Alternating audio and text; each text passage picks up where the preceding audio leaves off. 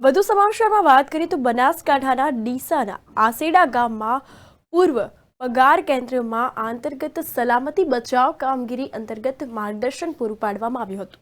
તો વાત કરીએ છીએ ડીસા તાલુકાના આસેડાની, તો પગાર કેન્દ્ર શાળામાં ભૂકંપ આવે ત્યારે આગ લાગવાની ઘટના બને કે પછી અન્ય કોઈ કુદરતી હોનારતમાં લોકોએ કઈ રીતે રાહત કામગીરી કરવી જોઈએ તે માટે બાળકોને ફાયર સેફટી અંગેની જાણકારી આપવા માટે સેમિનારનું આયોજન કરવામાં આવ્યું હતું, જેમાં ડીસા નગરપાલિકા આપત્તિ વ્યવસ્થાપન અંતર્ગત ફાયર સેફટીની તાલીમ યોજી હતી।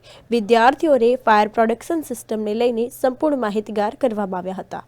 તો ફાયર ફિગર વિભાગ અને સમાજશાસ્ત્ર વિભાગના સંયુક્ત ઉપક્રમે આજરોજ ફાયર સેફટીની તાલીમનું આયોજન કરવામાં આવ્યું। ડીસા તાલુકા ગામની પ્રાથમિક શાળાના કેમ્પસમાં સિસ્ટમ તેમજ ફાયર અલાર્મ સિસ્ટમ અને ફાયર પ્રોટેક્શન સિસ્ટમ અંગે શાળાના વિદ્યાર્થીઓને સંપૂર્ણ માહિતગાર કરવામાં આવ્યા।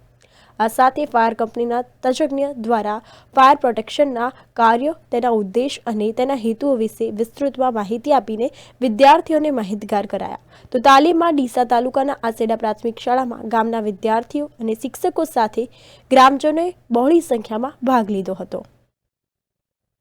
તો આ વિષય એક અલગ પ્રકારની છે, એટલે કોઈને ખબર પડી જાય કે માણસ ડૂબાયેલો છે, બરાબર।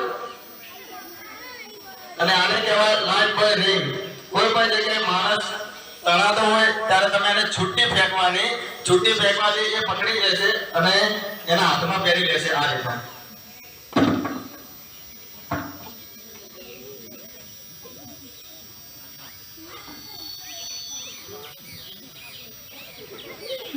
આ રીતના પહેરી લેવાની, બરાબર।